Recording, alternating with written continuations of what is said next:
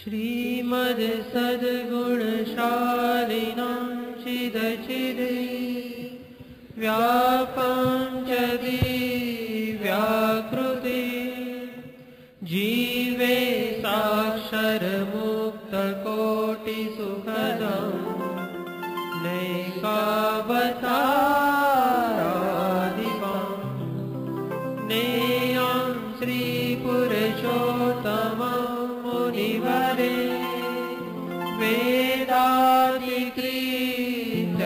विभो तन्मूलाक्षरयुक्तमेव सहजा नन्दं च वन्दे सदा। ॐ सहना भवतु सहनो भुनक्तु सह वीर्यं करवावहै तेजस्विनावधीतमस्तु मा विद्विषावहै। ॐ शान्ति शान्ति शान्तिः। गुणातीतो अक्षरं ब्रह्मा भगवान् पुरुषोत्तमा जनो जानन्निदं सत्यं मुच्यते भवबन्धनात् मुच्यते भवबन्धनात्।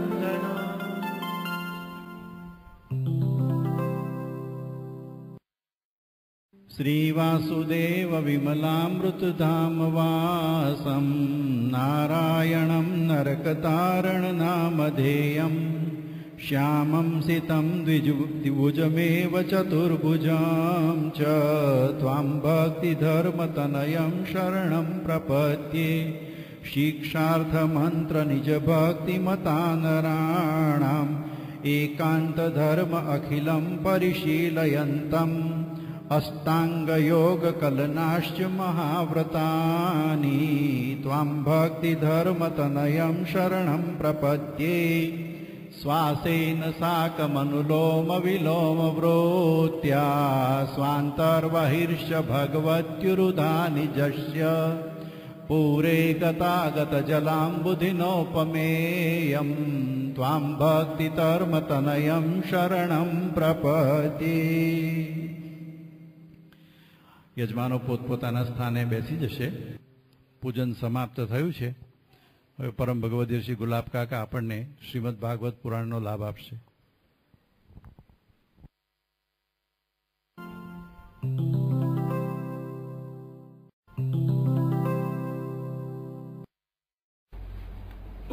હરિ ઓમ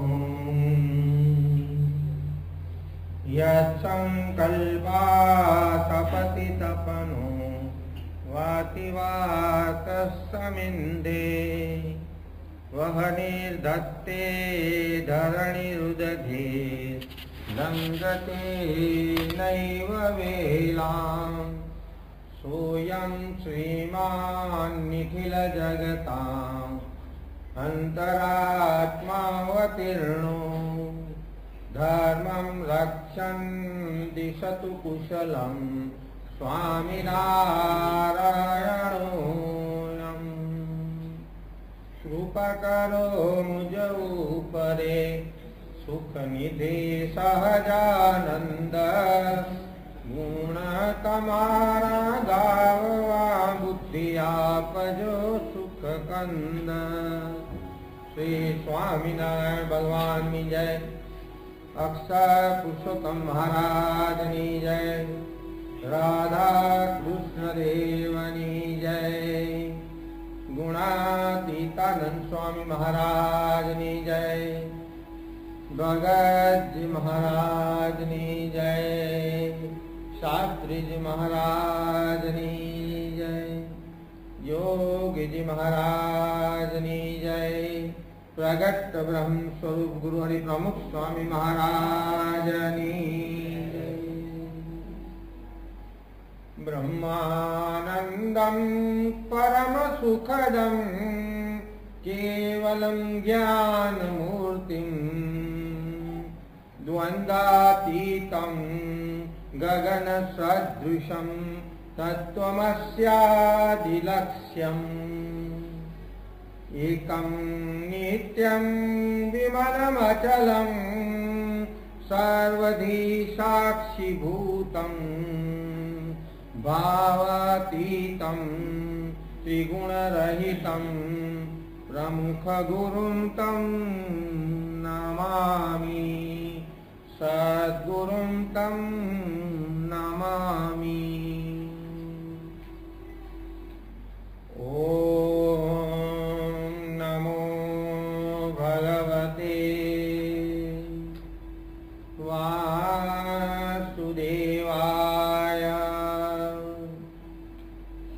स्वस्ति श्री गणेशाय नमः। श्री सरस्वत्यै नमः।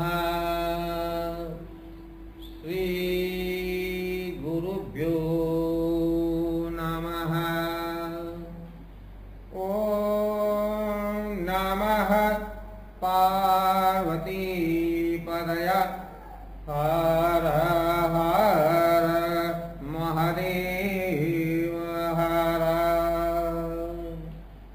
वंशी विभूषितकरान् नवनीरदाभात् पीताम्बरात् अरुणबिम्बफलादरुष्ठात् पूर्णेन्दुसुन्दरमुखात् अरविन्दनेत्रात् कृष्णात् परं किमपि तत्त्वमहं न जाने। कृष्ण त्वदीय पदपङ्कजपञ्जरान्ते अद्यैव मे विशतु मानसराजहंस। प्राणप्रयाणसमये कफवातपित्ते कण्ठावरोदनविदवो स्मरणं कुतस्ते। श्रीद्वारिकाधीश की जय। श्री बालकृष्णलाल की जय। सद्गुरुदेव की जय। या कुंडेन्दु तुषारहार धवला या शुभ्रवस्त्रावृता या वीणावरदण्डमण्डितकरा या श्वेतपद्मासना या ब्रह्माच्युत शंकर प्रभृतिभिः देवे सदा वन्दिता सा मां पातु सरस्वती भगवती निःशेषजाड्यापहा। कृष्णं नारायणं वन्दे कृष्णं वन्दे व्रजप्रियं कृष्णं द्वैपायनं वन्दे कृष्णं वन्दे प्रथासुतम्। ॐ श्री परमात्मने नमः।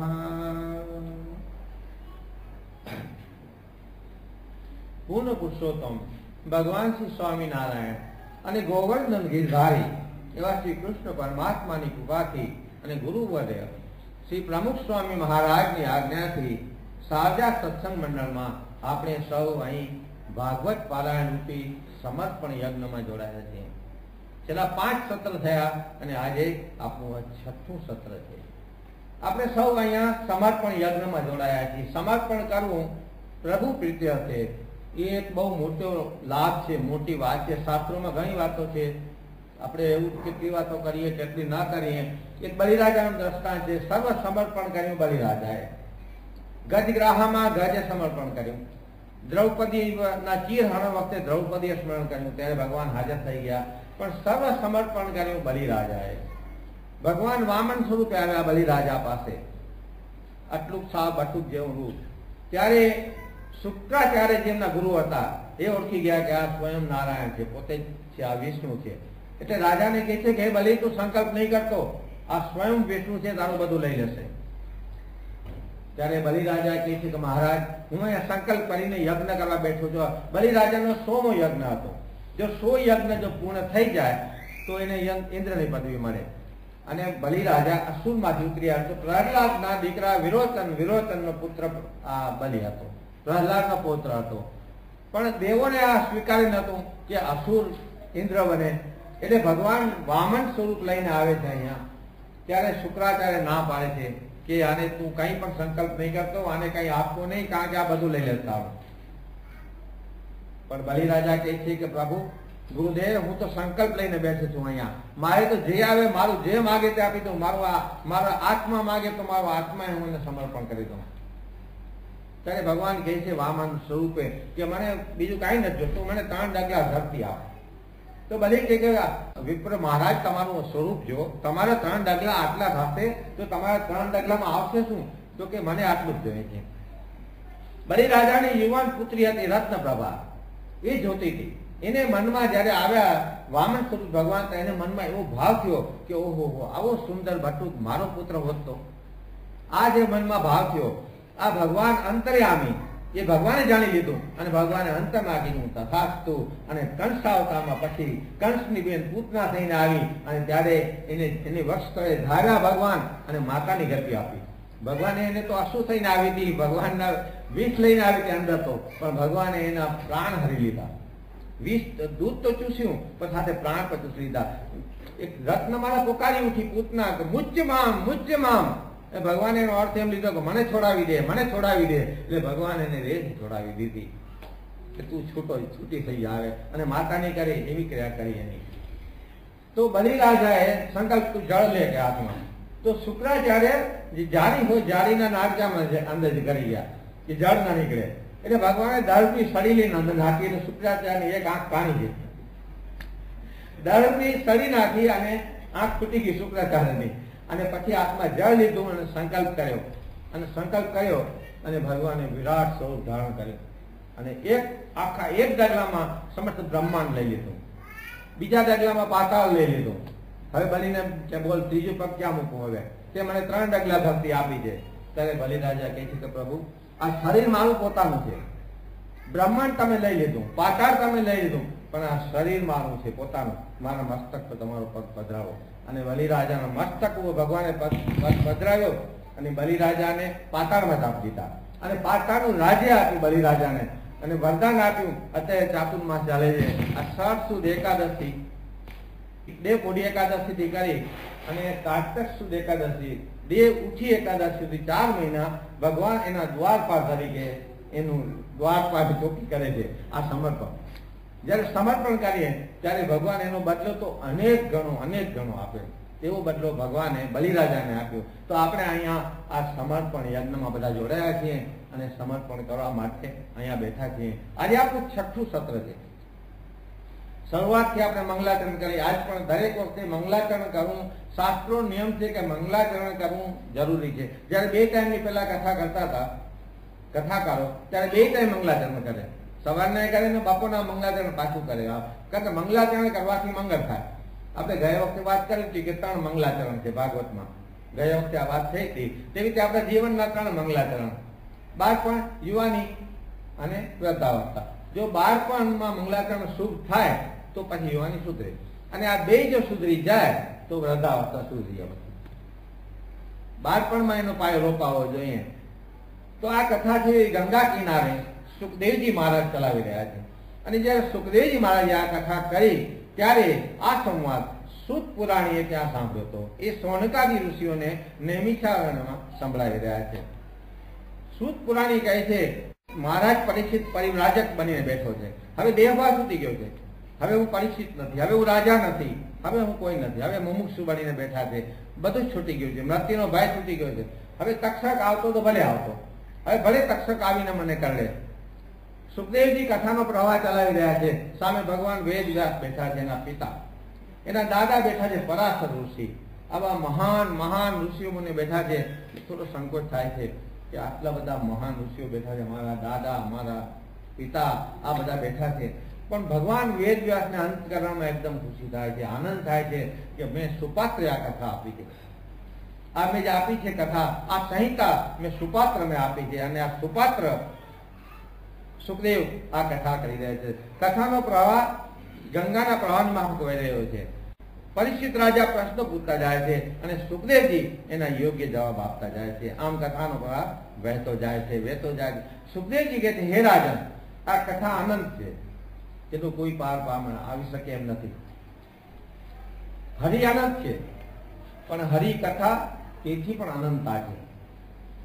તુલસીદાસજીએ રામચરિત માનસમાં લખ્યું છે આના માટે, ઓ હરિ અનંત હરિ કથા અનંતા કહી સુનહી બહુવિધિ સબ સંતા.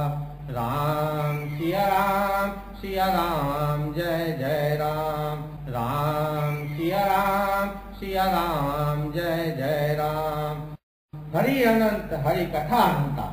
હરિ તો અનંત છે, પણ હરિ કથા તો એનાથી પણ અનંત છે, જેનો પાર ન પામી શકાય એવી આ કથા છે. સુખદેવજી આગળ કહે છે કે એક દિવસ નારદજી આવ્યા અને બ્રહ્માજી ધ્યાન ધરતા બેઠા હતા. તો નારદજીને આશ્ચર્ય થયું કે આ બ્રહ્માજી કોણ? બ્રહ્માજી તો પ્રભુના વિષ્ણુ ભગવાનના નાભી કમળમાંથી નીકળેલા છે અને આખી સૃષ્ટિનું સર્જન કર્યું છે એને. તો આ બ્રહ્માજી કોનું સર્જન કરે?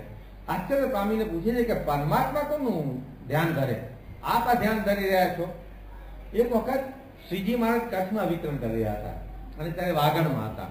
તે વાગડમાં મહારાજ માળા કરી રહ્યા હતા. એટલે ઘણી ભક્તે પૂછ્યું કે મહારાજ, અમે તો આપના નામની માળા કરી, તો આપ કોના નામની માળા કરો? ભગવાન કોની માળા કરે? તો કે અમે અમારા ભક્તો નામની માળા કરીએ. પેલા હરિભક્તને નામે લાગી કે મહારાજ આપના ભક્તો તો હજારો છે, માળામાં 108 મણકા છે.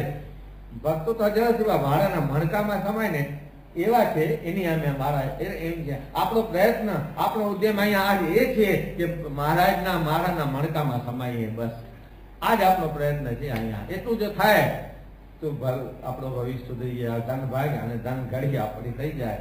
તો મહારાજ કે છે કે હું મારા ભક્તોના, નહીં તો આપણે થાય શું ખબર છે, જન્મ મરણ જન્મ, ગાડીનો વડે ફરતો હોય ને, ગાડીના વડે ફરિયાદ કરીએ.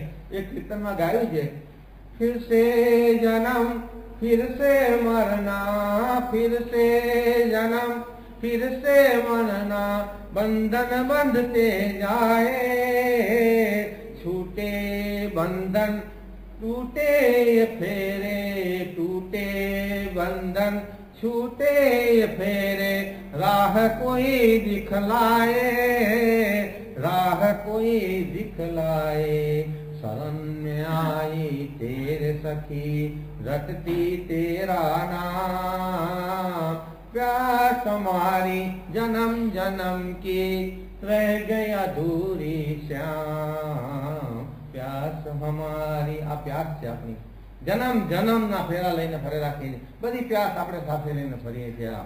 આ ક્યારે છૂટે? આ અત્યંતિક કલ્યાણ ક્યારે થાય? ભગવાનનું તો બિરુદ છે. ભગવાને નારદ ભક્તિ સૂત્રમાં કહ્યું છે કે અહમ ભક્ત પરાધીન નારદ. હે નારદ, હું ભક્તોને આધીન છું. ભગવાન પોતાના ભક્તોને આધીન છે. હું મારા ભક્તોને આધીન છું, પણ મારા ભક્તોને હું લાડ પણ લડાવું છું. ભક્તોને કેટલા લાડ લડાવે. પછી સુખદેવજી મહારાજ સૃષ્ટિના આરંભની કથા રાજાને સંભળાવે છે. મહારાજ પરીક્ષિતને કે તમે સૃષ્ટિનો આરંભ થયો તેની કથા. એકમેવ અદ્વિતીયમ બ્રહ્મ. બ્રહ્મ એક હતા, પરાત્પર બ્રહ્મ એક જ હતા. એમાંથી એકોહમ બહુશ્યામ. ભગવાનને મન થયું કે હું પરાત્પર બ્રહ્મ તો એક જ છે. પછી બધા અવતાર લઈને આવ્યા, જુદા જુદા અવતાર. કોઈ પણ ધર્મમાં કોઈ પણ નામ લઈએ આપણે, ગમે તે, અંતે તો એક જ છે. પરાત્પર બ્રહ્મ તો એક જ છે પોતે. એકોહમ બહુશ્યામ. આ કથા એટલી છે કે આમાં જેમ ઊંડા ઉતરતા જઈએ, જેમ ડીપમાં જાય ને એમ આપણે ગોથી કાઢતા જઈએ, આમાં કથા, એની ઉપકથા, એની આડકથા, એની રૂપક કથા, એના દ્રષ્ટાંતો આવે એની અંદર. હવે આપણે આમાંથી આમાં જાય, પછી થાય કે પૂછવું પડે કે ભરતભાઈ હું શું કહેતો હતો, એટલે ભરતભાઈને ધ્યાન રાખવું પડે કે આ દાદાભાઈ અહીંયા હતા. એટલે આ કથા એવી છે કે એટલી બધી તો વિસ્તૃત છે, એટલી બધી વિસ્તારિત છે આ કથા. એટલે આપણે ઘણી વાર થાય કે શું લેવું, કદાચ વળના પાંદડા ગણી શકીએ આપણે, પણ આ ભગવાનની લીલાના ગુણગાન આપણે ગણી ન શકીએ. તો આ ભગવત કથા અનંત નહીં અનંતા છે. આપણે તો આવા વળાંક લેતા લેતા લેતા લેતા આગળ વધતા જઈએ છીએ. અને આ છઠ્ઠા સત્રમાં મહારાજ સ્વામીની દયાથી છઠ્ઠા સત્રમાં પહોંચી ગયા છે. આપણે આત્મા ઈશ્વરથી છૂટો પડેલો છે. સુખદેવજી મહારાજ કહે છે કે આત્મા ઈશ્વરથી છૂટો, અંશીનો અંશ છે આત્મા, અને પાછો ફરી ઈશ્વરનું નમી જવાનો છે. આ જે દેહ છે આપણો એ વચ્ચેની સ્થિતિ છે. ભગવાને ગીતામાં કહ્યું છે, આ ભગવદ ગીતામાં, કે આ તો વચ્ચેની સ્થિતિ છે. આત્મા પહેલા પણ શરીર વગરનો જ હતો, અને પછી આ દેહ તો બળીને ભસ્મ થઈ જાય ત્યારે પણ આત્મા તો દેહ વગરનો જ હશે. આત્મા કેવી રીતે વર્તે છે એનું ભગવાને ગીતામાં વર્ણન કર્યું છે. ભગવાને બીજા અધ્યાયના 22મા શ્લોકમાં કહ્યું છે, વાંસાતિ જીર્ણાનિ યથા વિહાય નવાનિ ગૃહણાતિ નરો પરાણી તથા શરીરાણિ વિહાય જીર્ણાનિ અન્યાનિ સંયાતિ નવાનિ દેહી. વાંસાથી જીર્ણાની વસ્ત્રો, વાંસાથી એટલે વસ્ત્રો જીર્ણ થઈ જાય તો આપણે જૂના થાય તો કાઢી નાખીએ, મેલા થાય તો ધોવામાં નાખી દઈએ. તે જ પ્રમાણે જેવી રીતે જૂના થઈ જાય નવા રહે, એ જ પ્રમાણે તથા શરીરાણી, એ જ પ્રમાણે આત્મા છે એ શરીર જીર્ણ થઈ જાય એટલે એને બદલી અને નવા દેહ પછી ગ્રહણ કરે છે. તો આ દેહરૂપી જે ચાદર છે ઈશ્વરે આપણે આપી છે, કે દેહની આ શરીર છે એ દેહની ચાદર છે, મીટારેલી છે.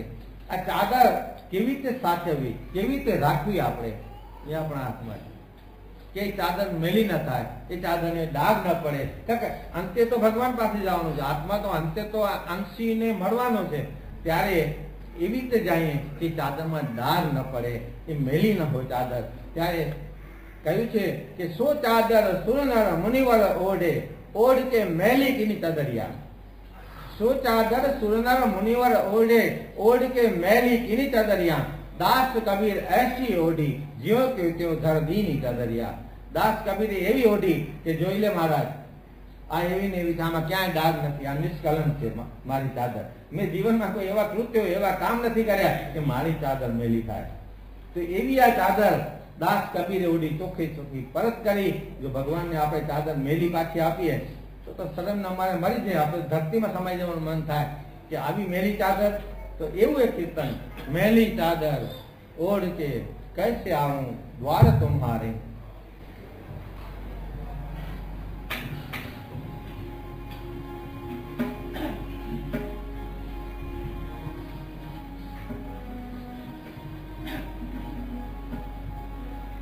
मेरी चादर ओढ़ के कैसे, मेरी चादर ओढ़ के कैसे द्वार तुम्हारे आऊं. मेरी चादर ओढ़ के कैसे द्वार तुम्हारे आऊं. हे पावन परमेश्वर मेरे, हे पावन परमेश्वर मेरे, मन ही मन शर्माऊं. मेरी चादर ओढ़ के कैसे द्वार तुम्हारे आऊं. मेरी चादर ओढ़ के कैसे.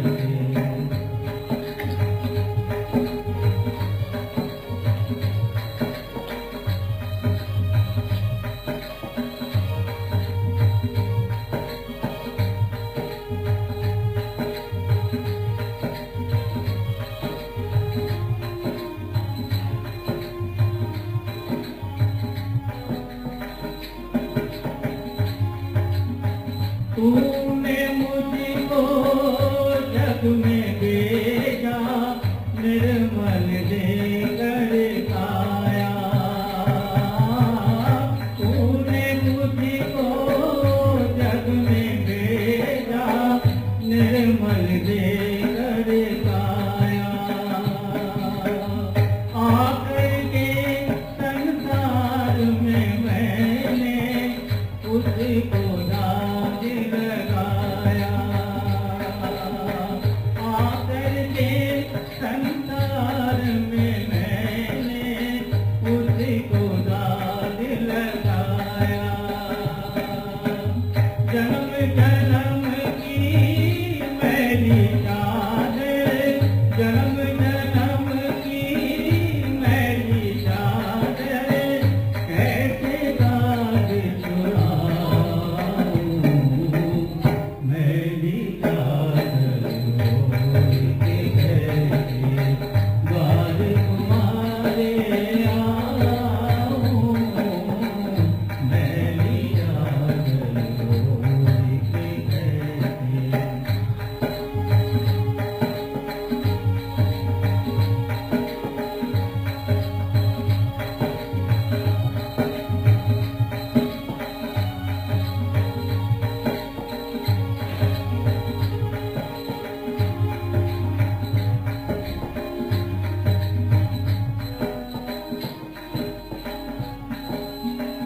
निर्मल पाई पाकर तुमसे नाम न तेरा गाया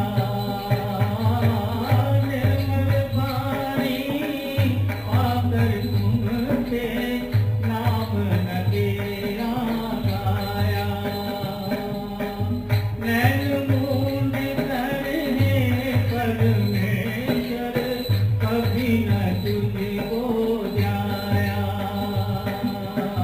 नैन मूंद करने परमेश्वर कभी न तुझको जाया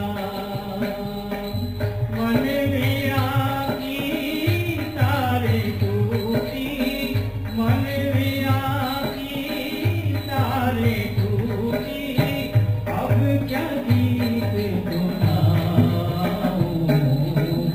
मैली चादर ओढ़ के कैसे द्वार तुम्हारे आऊं मैली चादर ओढ़ के कैसे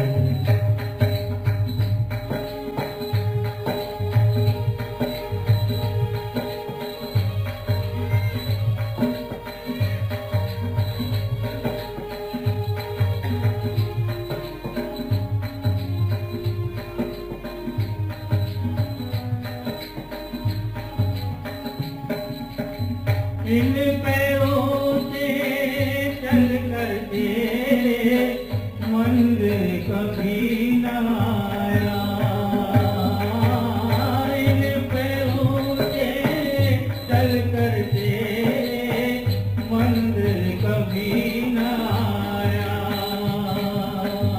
जहाँ जहाँ हो पूजा तेरी कभी न शीश झुकाया जहाँ जहाँ हो पूजा तेरी कभी न शीश झुकाया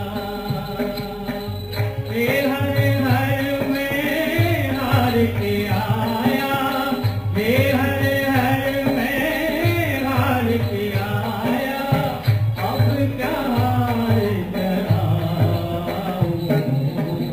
मैली चादर ओढ़ के कैसे द्वार तुम्हारे आऊं मैली चादर ओढ़ के कैसे द्वार तुम्हारे आऊं हे पावन परमेश्वर मेरे हे पावन परमेश्वर मेरे मन ही मन शर्माऊं मैली चादर ओढ़ के कैसे द्वार तुम्हारे आऊं मैली चादर ओढ़ के कैसे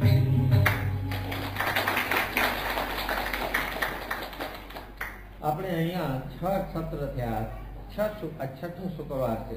6 શુક્રવારથી આપણો પ્રયત્ન છે, આપણો ઉદ્યમ છે એક જ કે આત્યંતિક કલ્યાણ કરવું, મહારાજની માળાના મણકા બની જવું.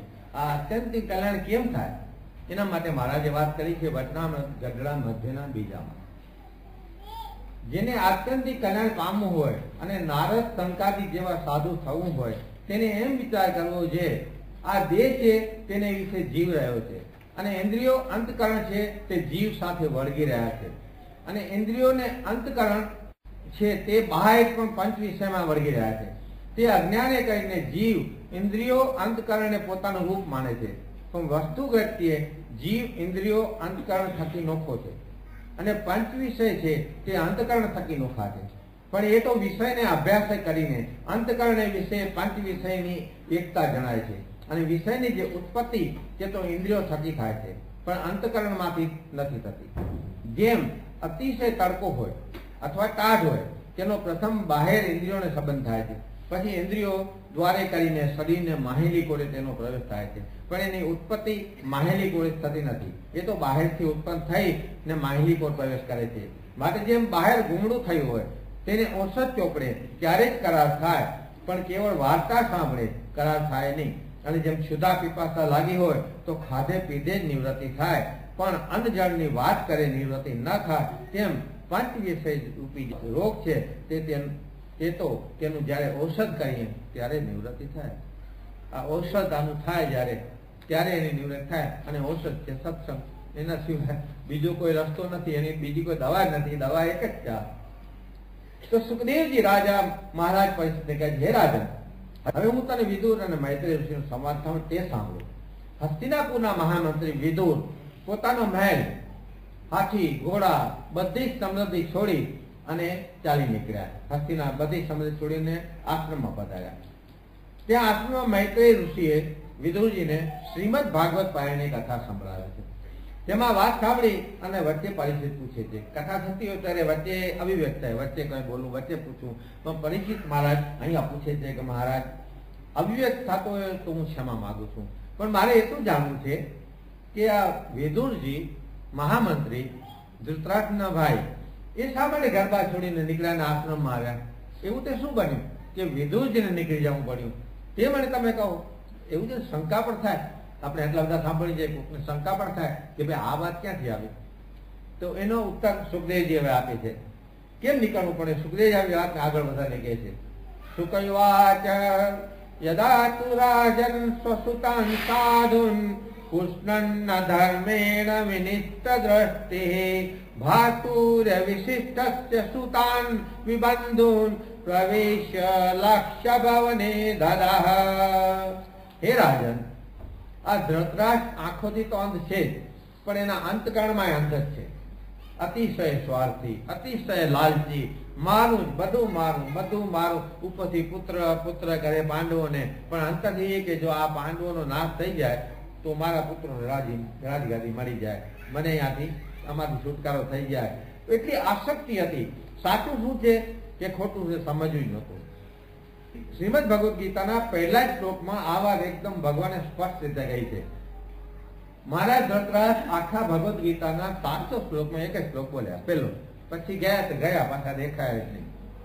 પેલો શ્લોક પૂછે છે કે ધર્મ ક્ષેત્રે કુરુક્ષેત્રે સમવેતાયુયુત્સવ મામકઃ પાંડવશ્ચૈવ કિમ કુર્વત સંજય. પહેલો અધ્યાય પેલો શ્લોક. ધર્મ ક્ષેત્રે કુરુક્ષેત્ર જે ધર્મ ક્ષેત્ર છે ત્યાં યુદ્ધની ઈચ્છાથી ભેગા થયેલા મારા પુત્ર અને પાંડુના પુત્રએ શું કર્યું તે મને હવે તમે કહો. સંજયને ભગવાન વેદ વ્યાસે દિવ્ય દ્રષ્ટિ આપી હતી, એટલે મહેલમાં બેસીને યુદ્ધ જોતા હતા. એ દેવી જેવી સગવડ હશે ને ત્યારે પણ આવે તો કાંક હશે ને, કારણ કે સંજય તો આંખે જે કોઈ વાલ રજૂ કરે છે. ત્યારે આપણે આજની તારીખમાં ગુજરાતમાં કાંઈક કોઈક ખોટો માણસનો પક્ષ લેતો હોય કે ભાઈ તો મામકા પાંડવા કાં કરે. આ મામકા પાંડવા જયારે મહારાજ પાંડુ રાજ મહારાજ પાંડુનું હતું એ જમાનામાં એવું હતું કે ખોળ ખાપણ વાળા હોય રાજા ના થાય. ધૃતરાષ્ટ્ર મોટા હતા, આંખે અંધ હતા, એટલે એને રાજ ન મળે, એટલે પાંડુને રાજ મળ્યું. પાંડુ રોગથી પીડાતા હતા, એટલે વનમાં ગયા. માતા કુંતા અને માદ્રી બેને લઈને. એમાં મેં પેલા કહ્યું એટલું આવે એમાં એને સાપ લાગેલી યક્ષનો, હવે કેટલી વાત કરવી, કેટલી વાત ના કરવી, એમ થાય કે શું કહું શું ના કહું. એટલે પાણીને શાપ લાગેલો હતો કે તું મિથુન ક્રિયા ના કરી. મિથુન ક્રિયા કરતા હરણને બાણ માર્યું, અને એ યક્ષ હતા. ત્યારે યક્ષ એને શાપ આપ્યો, તું જો મિથુન ક્રિયા કરી તો તારું પણ મૃત્યુ થઈ જશે. એટલે તો પછી પેલાથી કરીને કુંતા માતાના પુત્ર જન્મે છે. ધર્મરાજથી યુધિષ્ઠિર જન્મ્યા, વાયુ દેવથી ભીમ જન્મ્યો, ઇન્દ્રથી અર્જુન જન્મ્યા. પછી પાંડુરાજના કહેવાથી માદ્રીને પણ 2 પુત્રો આપ્યા. અશ્વિની કુમાર થકી નકુલ અને સહદેવ જન્મ્યા. પણ એક વખત માણસ છે ને ભૂલ માદ્રી સાથે પ્રણય લીલામાં પડી ગયા, એમાં મૃત્યુ પામી ગયા. એટલે માદ્રી કહે કે હું સતી થાય હવે, અને તમે આ 5 પુત્રો લઈને ત્યાં જાઓ. કુંતા માતા ના પડી, સતી હું થાય, હું મોટી છું. પણ માદ્રી એને સોગંદ આપી અને અટકાવે છે કે તમને મહારાજના સોગંદ છે પાંડુના, જો તમે કઈ બોલો તો આમાં તમે હવે 5 પુત્રો હવે તમારા. કુંતા માતા ઋષિકુમાર સાથે સમાચાર મોકલી આપે છે. ત્યાં સમાચાર પહોંચી જાય છે, અને કુંતા માતા બાળકોને લઈને ચાલે છે. પછી ને ત્યાં પહોંચે છે. મહારાજ ધૃતરાષ્ટ્ર જઈને 5 બાળકો આપે છે કે મહારાજ આજથી તમારા હવે 105 પુત્ર છે. 100 તમારા ને 5 તમારા ભાઈના. આ 5 તમારા છે, માટે આજથી તમારા 105 પુત્ર છે. એટલે મામકા પાંડવા જેવું હતું જ નહીં. 105 એના જ હતા, પણ એના અંતકરણમાં જુદા જ હતા. એટલો જુદારો હતો કે આ મારા ભાઈના દીકરા છે, મારા નથી. એટલે પૂછે છે કે મામકા આ પાંડવા કિમ કુર્વત સંજય, મારા પુત્ર અને પાંડુના પુત્ર યુદ્ધની ઈચ્છા થયા ભેગા થયા છે, તો હવે શું કરે છે? આમ મીઠી મીઠી વાતો કરે. પાંડવો જુગાર રમ્યા, એમાં એની જ ચાલ હતી. મામા શકુની પાસે રાજપાટ બધું કહ્યું. જરાસંઘના હાડકાના પાસા બનાવેલા હતા. જરાસંઘને કૃષ્ણ ભગવાનના કહેવાથી અર્જુન અને ભીમે માર્યા, અને જરાસંઘના હાડકાના પાસા હતા જે શકુનીને કહેવામાં હતા. શકુની જેમ કેમ પાસા પડે એ પાસા પાડી અને હરાવ્યા. અને દ્રૌપદીને મૂકી દીધી દાવમાં. ખરેખર તો દ્રૌપદી જયારે આવે છે સભામાં, ભરી સભામાં દુશાસનને કહે છે લઈ આવો, ઉપાડી આવે, કારણ કે એ તો દાસી છે. હવે દ્રૌપદી રજસ્વલા હતી ત્યારે, એક જ વસ્ત્ર સભી પર ઉતાર્યું હતું, અને દુશાસન એને વાળ પકડી ચોટલો પકડીને ખેંચીને લઈ આવે છે.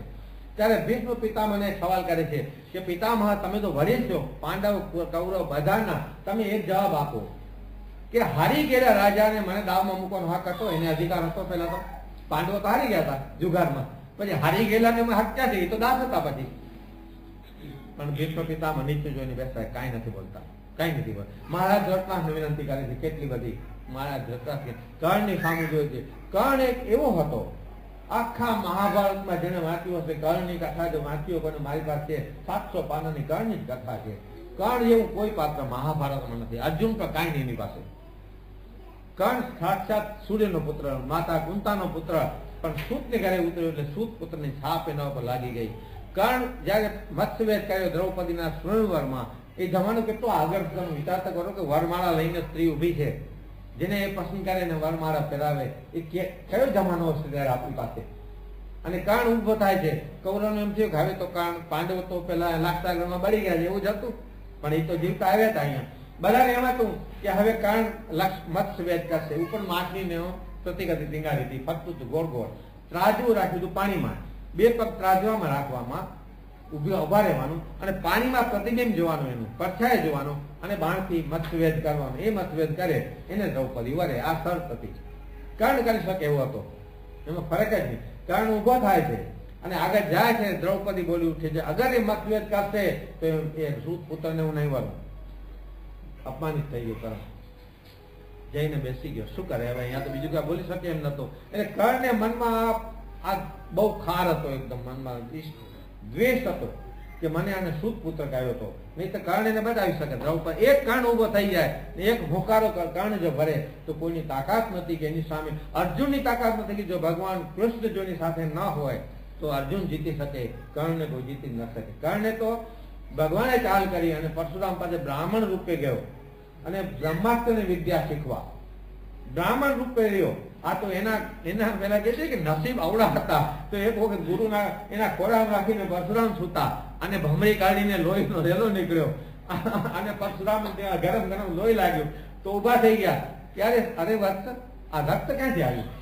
તો કઈ નહીં, તો મને ભમરી ડાંસ મારતી હતી, પણ એક જ સેકન્ડ પરશુરામ પાછું ઉપાડી, સાચું બોલ કોણ છો? આટલું ગરમ લોહી બ્રાહ્મણ ન હોય, આ ક્ષત્રિયનું લોહી છે. તું ક્ષત્રિય જો, બ્રાહ્મણ નથી, સાચું બોલ કે શું કરતું? અને ત્યારે હાથ જોડીને કહે છે કે હું કર્ણ સુતપુત્ર કર્ણ છું અને આંધ દેશનો રાજા છું, પણ આપની પાસે બ્રહ્માસ્ત્રની વિદ્યા શીખવા માટે કરીને હું બ્રાહ્મણ થઈને આવ્યો છું. અને અહીંયા પરશુરામ કહે છે અત્યારે ચાલુ જતો, અત્યારે તું હમણાં તારું, કારણ કે પરશુરામ તો કેટલા ક્ષત્રિયોના મસ્તક ઉતારી ગયા હતા, આ પરશુ તારું મસ્તક હમણાં જુદું કરે ચાલુ જા. જતા જતા દરવાજા પાસે કે જે રોકાઈ જા. હવે જયારે તારે યુદ્ધનો સમય આવે, ખરાખર સમય આવતા મારી બધી વિદ્યા તું ભૂલી જાય, જેટલી વિદ્યા મેં તને શીખી છે બધું તું ભૂલી જાય. અને ત્યારે તારો રથ ખૂટી જશે ધરતીમાં, ત્યારે તું સમજજે કે તારું મૃત્યુ આવી ગયું. અને મહાભારતના યુદ્ધમાં એવું જ થયું. એનો રથ નીચે બેસી ગયો અંદર, અને ઉતર્યો નીચે રથને પૈડું કાઢવા માટે, અંદર પૈડું અંદર ઘૂસી ગયું હતું. ઉઠ્યો એટલે ભગવાન કૃષ્ણ કહે છે કે પાઠ જોશું, ચલાવ બાણ. અરે કર્ણ કહે છે કે અર્જુન બાણ નહીં ચલાવતો, આ ધર્મ યુદ્ધ છે. અને ભગવાન કૃષ્ણ આ કહે છે ધર્મ, તારા મોઢામાં ધર્મ શબ્દ શોભતો નથી. ધર્મ કોને કહેવાય? દ્રૌપદીનું ચીર હરણ થયું ત્યારે તારો ધર્મ ક્યાં હતો? ભરી સભામાં દ્રૌપદીને વેશ્યા કહી હતી, 5 પતિની પત્ની, ત્યારે તારો ધર્મ ક્યાં ગયો હતો? ત્યારે તને ધર્મ યાદ ના આવ્યો? અત્યારે મૃત્યુ નજીક છે ત્યારે તને ધર્મ યાદ આવે છે? હવે પાઠ છોડ બાણ, આના પછી તને ક્યારે નહીં મળે આવો ચાન્સ તો. અને અહીંયા બાણ મારે છે અને કર્ણ પડી જાય છે, અને મરતા મરતા કૃષ્ણ ભગવાન સામું જોઈ છે. અને આખા મહાભારતમાં કથા તમે વાંચજો, અગ્નિદાહ ભગવાને કોઈનો કર્યો હોય ને તો કર્ણનો કર્યો. એક જ કર્ણનો અગ્નિ. કર્ણે ઈચ્છા વ્યક્ત કરી કે તારી છેલ્લી કાંઈ પણ ઈચ્છા તો કહી દે, હું મારા સગા ફૈબાનો દીકરો છું. કારણ કર્ણ અને કંકા માતાનો દીકરો હતો, એટલે મામા ફઈના 2 ભાઈ થતા હતા. તું કહી દે તારી ઈચ્છા. ત્યારે કહે છે કે વાસુદેવ મારી એક જ ઈચ્છા છે, મારો અગ્નિ સંસ્કાર તમારે હાથે થવો જોઈએ. અને કુંવારી ધરતી ઉપર જો, કે જે ધરતી કુંવારી હોય ત્યાં મારો અગ્નિ સંસ્કાર કરજો, જેથી કારણ કે મારા માથા ઉપર કલંક લાગી ગયું છે કુંવારી માથાનો દીકરાનો. અને એમ કહેવાય છે, મને સંતે કહેલું છે કે ભરૂચ પાસે એનો અગ્નિ સંસ્કાર કરવામાં આવે છે કુંવારી ધરતી પર. આ કર્ણ મતભેદ કરવા ઉભો થયો, પણ મતભેદ ન કરી શક્યો. પણ મહારાજ ધૃતરાષ્ટ્ર બધી રીતે એ ચાહતા હતા કે આ હારી જાય. પાંડવો ગમે તેમ કરે, ગુપ્તવાસ માર્યા, હારી ગયા. અને દ્રૌપદી ભગવાને બચાવી લીધી. પછી તો ચીર પૂરી ને ચીર પૂર્યા હતા ભગવાને, એ મફત નતું પૂર્યા. 999 ચીર ભગવાને પૂર્યા, એ એમ નતા પૂર્યા. હસ્તિનાપુર થી પાંડવો આવ્યા હતા, અને ભગવાન દ્વારિકાના રાજા હતા, અને શેરડી છોડી રહ્યા હતા. એમાં પાડી વાગી, પાડીઓ ને શેરડી એ લાગે હાથમાં. તો રૂક્ષ્મણીજી પાટા શોધવા ગયા, પાટો બાંધીએ. અને દ્રૌપદીએ પોતાનું હીરનું ચીર ફાડીને પાટો બાંધ્યા.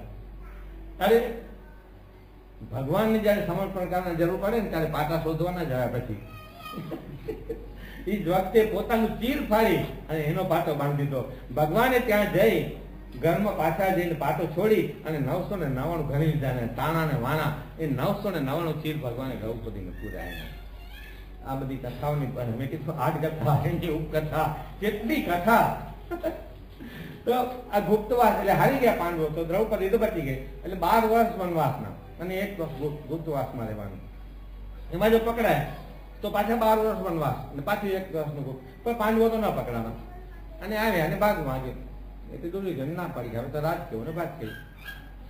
એટલે કૃષ્ણ ભગવાનને વિષ્ટિ માટે મોકલાવે છે. એની પહેલા ધૃતરાષ્ટ્ર પોતે સારું લગાડવા માટે, સારો માણસ છું, ખરાબ માણસ નથી, વિદુરજીને બોલાવે છે કે હે મહામતી, તમે મને કહ્યું કે શું કહેવાય, ન્યાય શું કહેવાય, શું કરવું જોઈએ હવે, આ ઉપરથી બતાવવા માટે ખાલી. મહારાજે 8 જે સત્શાસ્ત્રોની વાત કરી, એમ એક આ છે વિદુર નીતિ. આમાં આ વિદુર નીતિની વાત છે. વિદુર જે વાત કરે છે ધર્મની નીતિની, એ વાત આજના સમયમાં, આજના કાળે એટલી જ અનુકૂળ છે જેટલી ત્યારે 5000 વર્ષ પહેલા અનુકૂળ હતી. વિદુરજી કહે છે કે મહારાજ નીતિ એમ કહે છે કે બળિયા સાથે વેર ન બંધાય.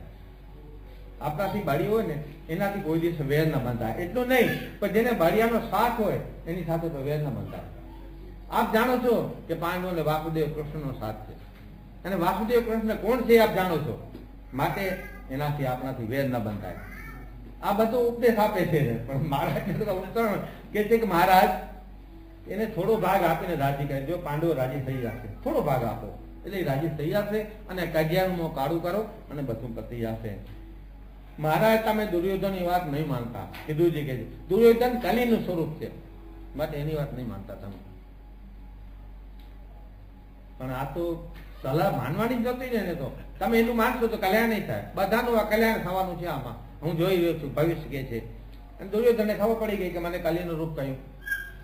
બસ આ તો દુર્યોધન કલીનું રૂપ કહ્યું, મારું ધાન થાય છે ને મારું ખરાબ મને કાર્ય કહ્યો અને ધક્કા મારી એને બહાર કાઢી મૂકો. વિદુર કાકો છે કોણ? આમ કહ્યું પોતાના. દુર્યોધન એક જ નીતિ હતી કે લાવું તેનું દાવું નહીં અને દેખું તેનું મેલું નહીં. જેનું લાવું તેનું પાછું ના આપું અને જેની પાછું જોઉં એની પાછું લઈ લઉં. આ દુર્યોધનની નીતિ.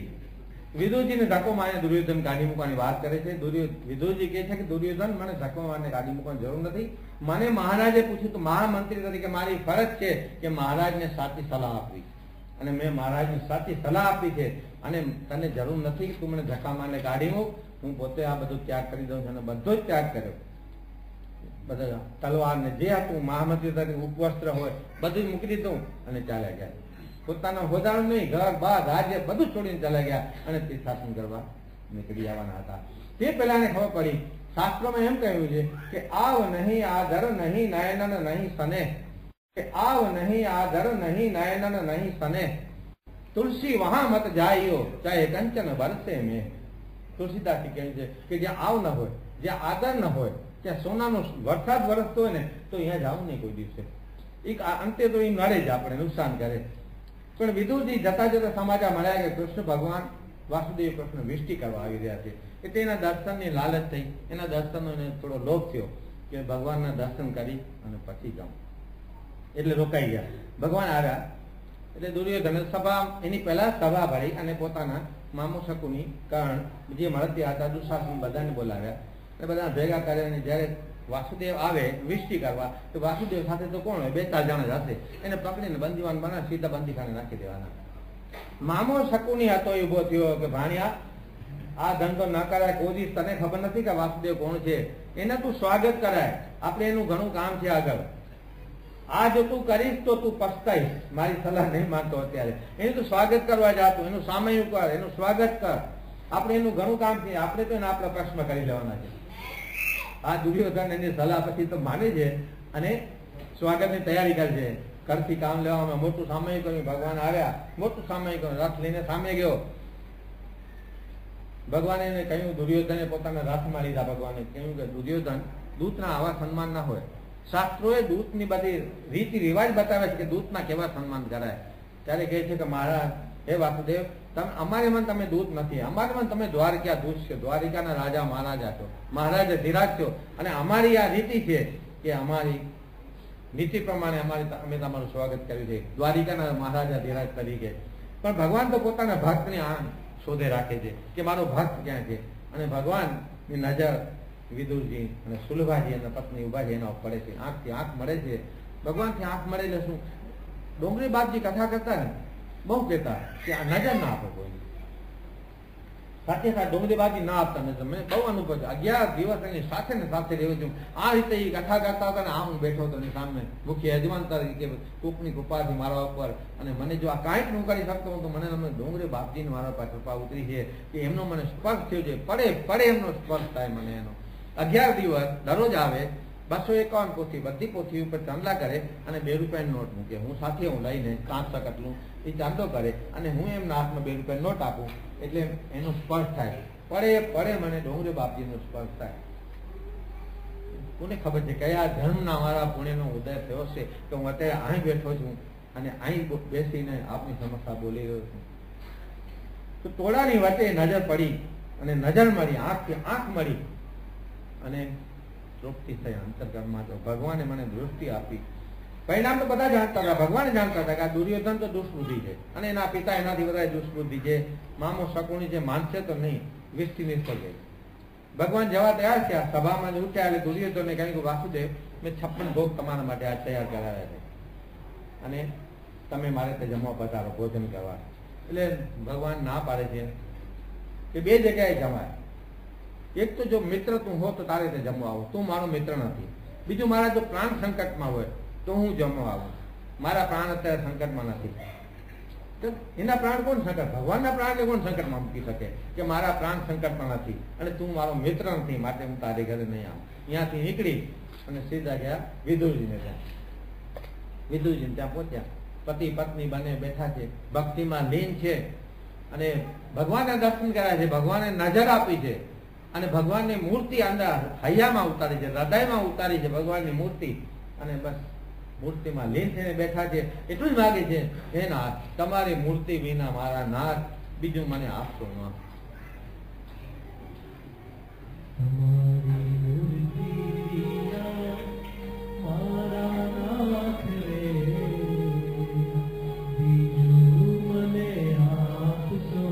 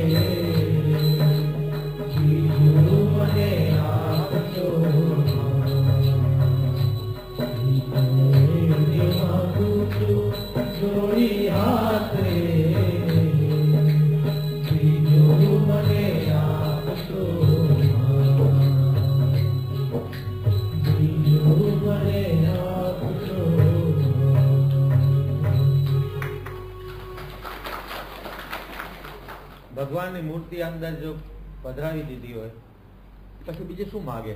એવું માગે હવે બીજું કોઈ મને ભૌતિક ચીજ આપજો જ માં, બસ આ તમારી મૂર્તિ મારા અંતકરણમાં સ્થાયી થઈ ગઈ છે અને સ્થિર જ રહેવા દેજો. આવી રીતે પતિ પત્ની મને ભજનમાં મશગુલ છે, ત્યાં બારણે સાંકળ ખખડે છે. આગળ ત્યાં ડોરબેલ તો હતી નહીં કે બેલ દબાવે, સાંકળ જ ખખડાવે. એટલે બાર સાંકળ ખખડાવી એટલે પૂછ્યું કે કોણ? કાકા હું વાસુદેવ. વાસુદેવ કૃષ્ણ. બંને પતિ પત્ની સફાળા ઉભા થઈ ગયા, દરવાજો ખોલ્યો, દંડવત પ્રણામ કર્યા કે ઓહ તમે અહીંયા? તો કાકા હું જમવા આવ્યો છું, મને ભૂખ લાગી છે, તમારે તે જમવા આવ્યો છું. ત્યારે પત્નીને યાદ દેવડાવે છે કે અરે તમે સીધું તો લાવ્યા નથી, તમે સીધું લાવો ઝટઝટ હું રસોઈ બનાવી આપું હમણાં જ.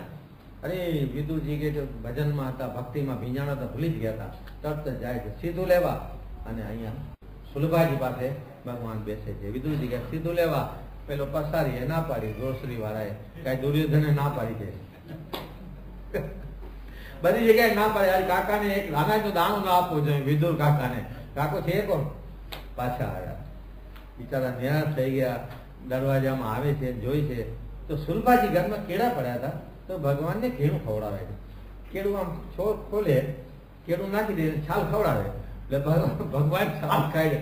તો વિદુરજી આવે જોયે છે કે અરે અરે દેવી તમે આ શું કરો છો? આ વાસુદેવ તમે શું ખવડાવો છો? છાલ છીલતા ખવડાવો છો, કેળું તો નીચે નાખી દો. ભગવાન કે કાકા અહીંયા કોને ખબર છે શું કામ? હું તો મારા ભક્તોનો પ્રેમ જમું. આપણે પોતે આ કથા કરતા ને આપણે ગદગદ બની જાય. આ એવી બધી કથાઓ છે.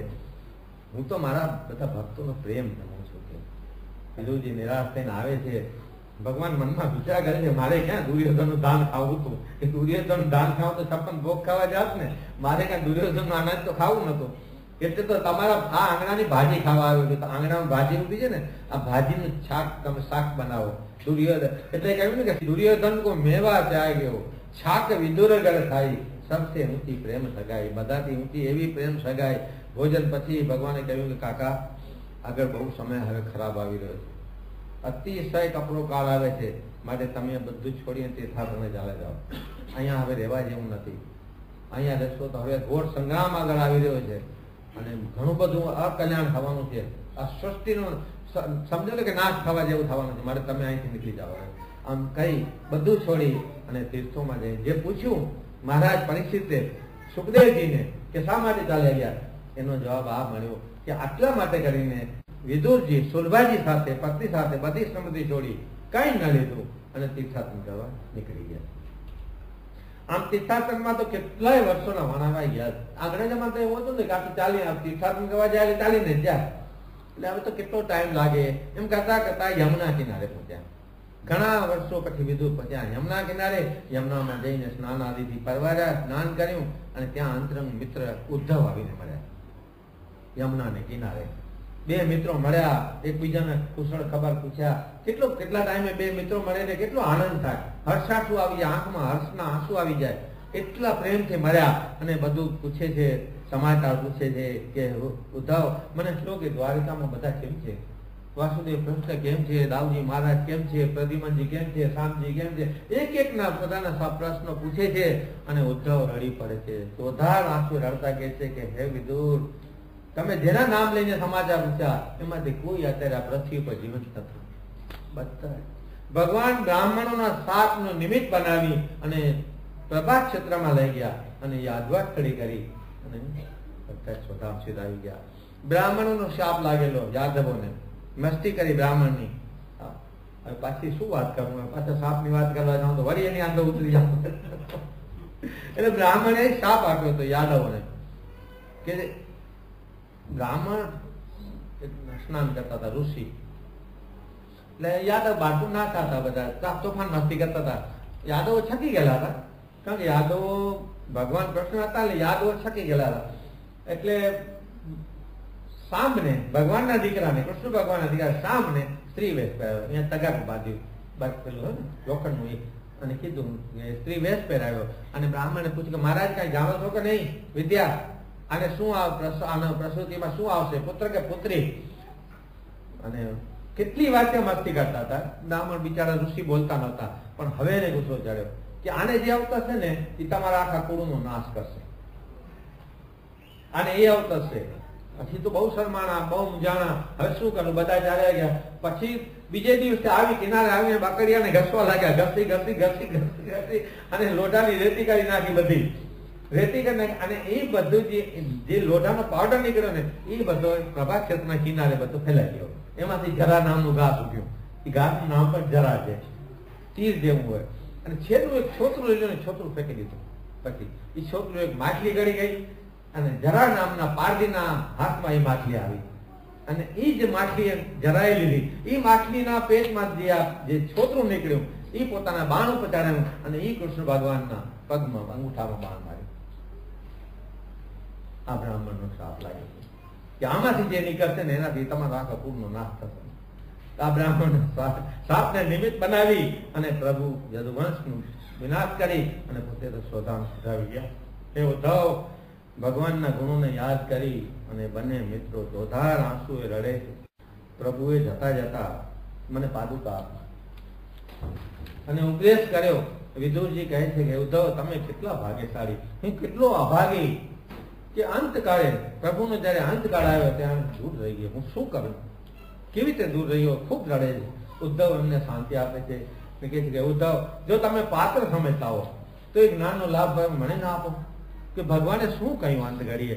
કારણ કે જો હું પાત્ર હું કે છેલ્લા શબ્દો શું હતા, કોને કોને પ્રભુએ યાદ કર્યા, કૃપા કરીને તમે મને વિગતે બધી વાત કરો. વિદુજી પાત્ર હોવાની વાત છે. વિદુ તો સુપાત્ર જ હતા, વિદુજી કુપાત્ર હતા નહીં.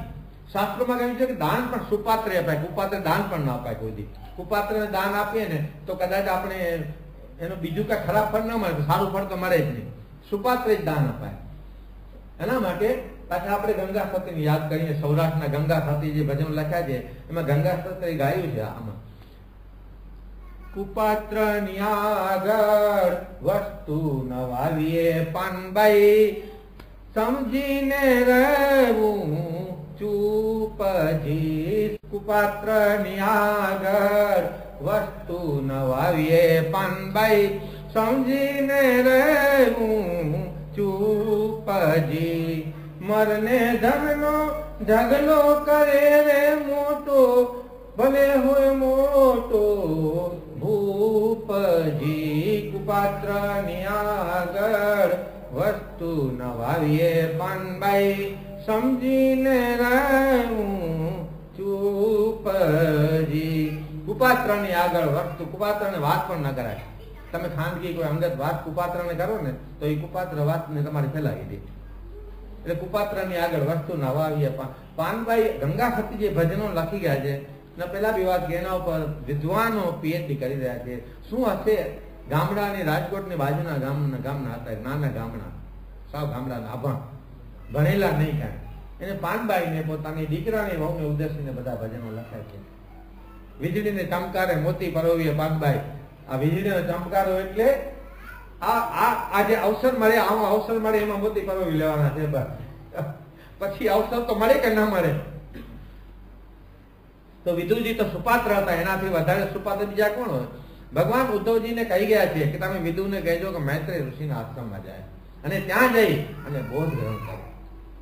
સુખદેવજી કહે છે કે આમ હે રાજન, એક રાત્રિ પર રોકાણ કરી બંને મિત્રો અને ઉદ્ધવ ભગવાનની આજ્ઞા પ્રમાણે બદ્રિકાશ્રમ ગયા અને મૈત્રેય ઋષિ વિદુરજી મૈત્રેય ઋષિના આશ્રમ તરફ જવા નીકળી ગયા. ચાલતા ચાલતા વિદુરજી મૈત્રેય ઋષિના આશ્રમ પહોંચ્યા. આશ્રમ ગંગા નદીને કિનારે આવેલો હતો, એમ આની અંદર લખ્યું શ્રીમદ ભાગવત ની અંદર. ત્યાં પહોંચ્યા એટલે ઋષિ બોલે આવકાર આપ્યો કે પધારો પધારો વિદુર. સંપેતું લેવા આવ્યા છે ને વાસુદેવ નો. હવે ત્યારે કઈ ઇન્ટરનેટ તો હતું નહીં કે ઈમેલ કરી દીધી હોય ને કે ભાઈ આવે ને આપજો. સવાલ પહેલો જ એ કર્યો કે વાસુદેવ નું સંપેતું લેવા આવ્યા છો ને, પધારો પધારો ભલે આવ્યા. હા મહારાજ વિદુરે જવાબ આપ્યો. હવે તો એક જ આધાર છે, બીજો કોઈ નથી. કૃપા કરી અને મને જ્ઞાનનો ઉપદેશ આપો, મને જ્ઞાનની વાતો કહો. હું અભાગી પ્રભુની અંતિમ ક્ષણે એમનાથી દૂર રહી ગયો. વિદુરજી ઋષિ સાંત્વના આપે છે. મૈત્રેય ઋષિ કે તમે થાના રહો વિદુર. ભાવીને કોણ મિથ્યા કરી શકે? ભાવીને ભગવાન અવતાર ધરીને આવે તોય ભાવીને મિથ્યા ન કરે. કાળ ભગવાનને આધીન છે, કાળ ભગવાનને આધીન છે, પણ ભગવાન કાળને આધીન રહીને વર્તે. કારણ કે મનુષ્ય અવતારમાં આવ્યા હોય. મમ વર્તમાનનું વર્તજ ને લોકા, ભગવાને કહ્યું છે ગીતામાં, હું વર્તીશ અને લોકો વર્તશે. એટલે ભગવાને તો કાળને આધીન લઈને, કાળ તો ભગવાનને આધીન છે, ભગવાનના દાસનો દાસ છે, પણ ભગવાન કાળને આગળ વધારીને એને સાંત્વના આપે છે. તમે પ્રશ્ન પૂછતા જાઓ અને હું તમને જવાબ આપતો જઈશ. હું તમારી જિજ્ઞાસા બધી સંતોષીશ. તમે જે જ્ઞાન ઉપદેશ જોઈએ, જે વસ્તુ તમારે જાણવી તમે વાત કરો, હું તમને જવાબ આપીશ. પણ તે પહેલા હું તમને શ્રીમદ ભાગવતની કથા સંભળાવીશ, તે તમે સાંભળો. હે વિદુર, જ્ઞાન પ્રાપ્ત કરવાના 3 માર્ગ શાસ્ત્રોએ બતાવ્યા છે. ઉપનિષદોએ 3 માર્ગ બતાવ્યા છે કે જ્ઞાન પ્રાપ્ત કેમ કરાય. પેલું છે ગત્વા, પછી નત્વા અને પછી દત્વા. આ 3 ઉપનિષદોએ વાત કરી છે. ગત્વા, કોઈ સદગુરુને શરણે જવું જ્ઞાન મેળવવા માટે. જ્ઞાન મેળવવા માટે સદગુરુને શરણે જવું જોઈએ ને, તો જ જ્ઞાન મળે. એમને અંતરમાંથી જ્ઞાન, ચોપડીઓ વાંચીને જ્ઞાન નહીં મળે કોઈ દિવસે પણ. આપણે ગયા વખતે વાંચ્યું હતું ને કે અમને ગુણાતીતાનંદ સ્વામીની વાતમાં કહ્યું છે કે બધા પુસ્તકો તમે વચનામાં આખા ઉછલાઈ નાખશો જ્ઞાન નહીં મળે. એ તો સંતો પાસે જાણવું પડશે. એક ભાઈ મારા ઓળખીતા છે અહીંયા આ ગામમાં, એને મને વાત કરી એક વાર કે ગુલાબભાઈ, હું વચનામાં રોજ વાંચું છું તો બહુ સમજાતું નથી. તમે મને કહો તો મને જેટલું આવડે છે હું તમને સમજાવું આવીને, બાકી તો સંતો પણ સમજવી જોઈએ તો સમજા. આ બધી જ્ઞાનની વાતો એવી છે ને કે આ બધી એટલી બધી ગાઢ વાત. મેં કહ્યું આમાં છે ને આને 3 અર્થ હોય. હજી વાત થઈ ગઈ છે અત્યારે શાસ્ત્રોની. એનો એક શબ્દાર્થ હોય, સીધો શબ્દાર્થ નીકળે. પછી એનો બીજો ભાવાર્થ હોય, એનો ભાવાર્થ શું છે એ નીકળે. અને પછી ત્રીજો ઘૂંટાર્થ નીકળે કે આની પછવાડીનો ઘૂંટા ગતવાનો સીધો અર્થ જા. પછી જાવું તો ક્યાં જવું? સદગુરુને શરણે. ઉપનિષદનો અર્થ જ છે ઉપનિષદ. ઉપ ગુરુ પાસે જવું, નીચે બેસવું સદગુરુ પાસે, અને સદ એટલે એની પાસે જ્ઞાન ગ્રહણ કરવું નીચે બેસીને, ગુરુના ચરણ પાસે બેસીને કરવું. એના માટે રામચરિત માનસમાં હનુમાન ચાલીસા તો મને લાગે કે અહીંયા બેઠા ઘણા બધા રોજ કરતા હશે. હું એ કરું રોજ હનુમાન ચાલીસા. એમાં પેલા દોરો રચ્યો છે, શ્રી ગુરુ ચરણ સરોજ રજ નિજ મન મુકુર સુધારી બરનાવું રઘુબર બિમલ જસ. ગુરુ ચરણ કમળની રજ, ગુરુના ચરણ કમળની રજ એટલે નીચેની રજ, ચરણની નીચેની રજ આ લઈ અને મન મુકુર, મુકુર એટલે અરીસો, મિરર. આપણું મન મિરર છે ને એ મેલું બહુ હોય, એમાં રાગ દ્વેષ ને બધા ઘણા બધા ધાબા પડેલા હોય અંદર. એટલે ગુરુના ચરણ થી એની રજ લઈ એનાથી મન મુકુર સાફ કર. આપણે એમ થાય કે રાગથી કે રજ થી સાફ થાય, આપણે એમ થાય. પણ જેને ખબર હશે, જીતુભાઈ ને ખબર હશે, કદાચ જોયું હશે. મારા ઘરમાં મને સાંભળે છે, અમારા ઘરમાં લાઈટ નહોતી પહેલા જમાના, વાત નાનો હતો 10-12 વર્ષ ત્યારે. મારી બા ને મારા ભાભી હતા વિધવા. સાંજ પડે એટલે ફાનસ, ખબર છે ને ફાનસના ફોટા રાખ લે ચૂલાની અને રાખથી ફોટાના સાફ કરે. અને એકદમ અત્યારે પેલા ક્લીનર આવે છે એને સાફ ન થાય ને એવી રાખથી સાફ થાય. એટલે તુલસીદાસજી કીધું કે જે ગુરુ ચરણ રજ મન મુકુર સુધારી. મનના જે મેલા છે, દાગ પડાય છે, એ ગુરુના ચરણની રજથી સુધરે તો અરીસો સુધરે, બાકી તો નહીં તો સાફ પ્રતિબિંબ ન પડે. તો કોઈ સંતને ચરણે જવું, આ છે ગતવા. પછી નતવા, નમવું, જઈને નમન કરવું, નમીએ. અક્કડ લઈએ તો જ્ઞાન કેમ મળે? અક્કડ લઈએ કે ભાઈ આપણે 5 વાગે ગુરુને બોલાવ્યા, જ્ઞાન આપો આવજો મને. ને પછી આપણે કામમાં સેક્રેટરી ફોન કરી દઈએ ને ગુરુના સેક્રેટરીને કે 10 વાગે આવજો, અત્યારે કામ. ભાઈ ગુરુ ના કહેવાય, તો ગુલામ કહેવાય. પછી તો એ તો ગુલામ હોય, ગુરુ ના હોય. કઈ આપણે કઈ 10 વાગે આવો, 10 વાગે આવે ને આપણે કઈ કાલ સવારે. એના માટે આખા જેવું કોઈ કવિએ કહી ગયો કે નમે તુરી બહુ તેજ, નમે દાતા ધન દેતો, નમે નવ ફૂલ્યો અંબ, નમે જળ હર ભર સંતો, નમે સિંહ બલવાન, નમે કુલવંતી નારી, પણ સૂકા કાઠ ને અકડ નર, નહીં નમે જીરે નહીં નમે. તુરી બહુ તેજ, તલવાર તેજ હોય, તલવાર પેલા નીચે નમાવીને ઘા કરે. નમે દાતા ધન દેતો, દાતા જયારે ધન આપે ને ત્યારે નમીને આપે તો એ દાતા કહેવાય. નહીં તો અકડાથી દાતા આપે ને તો એનું દાન વ્યસ્ત જાય. નમે જળ હર ભર સંતો. આપણે ખબર સંતોનું તો આપણે બધાને અનુભવ છે. કેટલી નમ્રતા સંતોની અંદર, ગમે તે બોલે તો એ સહન કરી લે. નમે સિંહ બલવાન. સિંહ તમે જો તરફ મારે ને પેલા પોઝિશન લે છે, કહે ને પોઝિશન લઈને તરફ મારે. નમે કુલવંતી નારી. કુલવંતી નારી આ બધી બહેનો બેઠી છે, ખબર છે શાસ્ત્રમાં રહેવું હોય તો કુલવંતી નારી એને જ કહેવાય કે સંપીને રહે તો કુલવંતી નારી. પણ સૂકા કાષ્ઠ, સૂકું કાષ્ઠ હોય એને તમે આમ વારો તો તૂટી જાય, બટકી જાય. અને આકર નર કોઈ દિવસ ન નમે.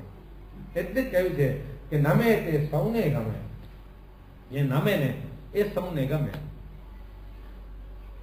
વિદુજી પ્રશ્ન પૂછે છે કે આ સંસારમાં બધાને સુખ દુઃખ શા માટે આવે છે? આપણે બધાને આ પ્રશ્ન લાગુ પડે એવો જો, બધાને લાગુ પડે આપણને. આપણે બધાને સુખ દુઃખ ક્યારેક કાંઈ ન હોય, પૈસાનું દુઃખ ન હોય, બીજી કોઈ વાતનું દુઃખ થઈ જાય, કોઈ કઈ કડવા વેણ કહી જાય એનું દુઃખ થઈ જાય. તો વિદુરજી પ્રશ્ન પૂછે છે મૈત્રેય ઋષિને કે આ સંસારમાં બધાને સુખ દુઃખ શા માટે આવે છે? સુખની શોધ તો બધાને હોય. મૈત્રેય ઋષિ જવાબ આપે છે કે સુખ અને દુઃખ પ્રારબ્ધને આધીન છે. આપણે શાસ્ત્રોએ કહ્યું છે, આપણે એમ કહીએ કે ભાઈ ચાલો આપ મેં પછી દુઃખ ગઈ દુનિયા પછી કોને જોયું છે, આવતો જન્મ કોને જોયો છે? પણ ખરેખર એવું નથી. શાસ્ત્રોની વાત જો માનીએ ને 3 પ્રકારના કર્મ કયા છે: ક્રિયમાણ કર્મ, સંચિત કર્મ અને પ્રારબ્ધ કર્મ. જે કરી છે અત્યારે કોઈ મને તમાચો મારે અને હું સામે તમાચો મારી દઉં તો કર્મ શાંત થઈ ગયું, પતિ ગયું, બદલો મળી ગયો. બીજા સંચિત કર્મ, આપણે સંચિત કર્મ જમા થતા જાય, એનો સમય બદલો આપે. ઘણા માણસો આપણે જોઈએ છે કે અમુક ટાઈમે બરાબર હોય ને અમુક ટાઈમ પછી નબળો વખત આવે. તમને ખબર હોય, વાંચ્યું હોય તો ટીપુ સુલતાન મૈસૂરનું રાજ કહેવાતું, ખબર છે ને? મૈસૂર બ્રિટિશ સલ્તનત અને ધ્રુજતી હતી. એ ટીપુ સુલતાનનો વંશ જો આજે કલકત્તાની ઝૂંપડપટ્ટીમાં રહે છે અને એ કરિયા કામ, સુથારી કામ અને મજૂરી કામ કરે છે. આજની તારીખમાં હકીકત છે. ટીપુ સુલતાનનો વંશવાસો. એટલે વખત સુખ અને દુઃખ એક સિક્કાની 2 બાજુ છે. આ હેડ અને તેલ જેવું છે. આમાં તો એકની પાછળ બીજું હોય ને હોય, એમાં ફરક જ નહીં. આવે ને આવે. એટલે આને આધીન રામચરિત માનસમાં એક પ્રસંગ છે. રામજી ભગવાન રામનું વનવાસમાં જાય છે. પહેલો દિવસ ગુહ રાજાના ત્યાં ઉતારો કરે છે. ગુહ રાજા કહે છે કે મારા મહેલમાં પધારો. હવે તમે અયોધ્યા છોડી દીધી છે. રામજી ના પાડે છે કે નહીં, મને મારા પિતાએ 14 વર્ષનો વનવાસ આપ્યો છે, એટલે મારે તો સુવાય જ નહીં મહેલમાં. હું તો દર્ભની પથારીમાં સુઈ.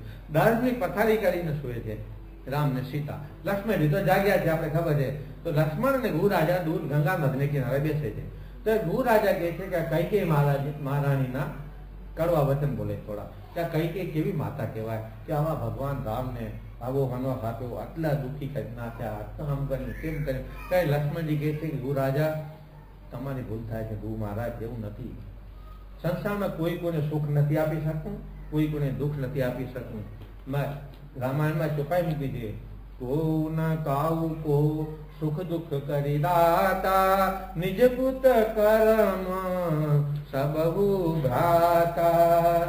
કો ના કાઉ કો સુખ દુઃખ કરી દાતા, નિજ પુત કર્મ સબહુ ભ્રાતા.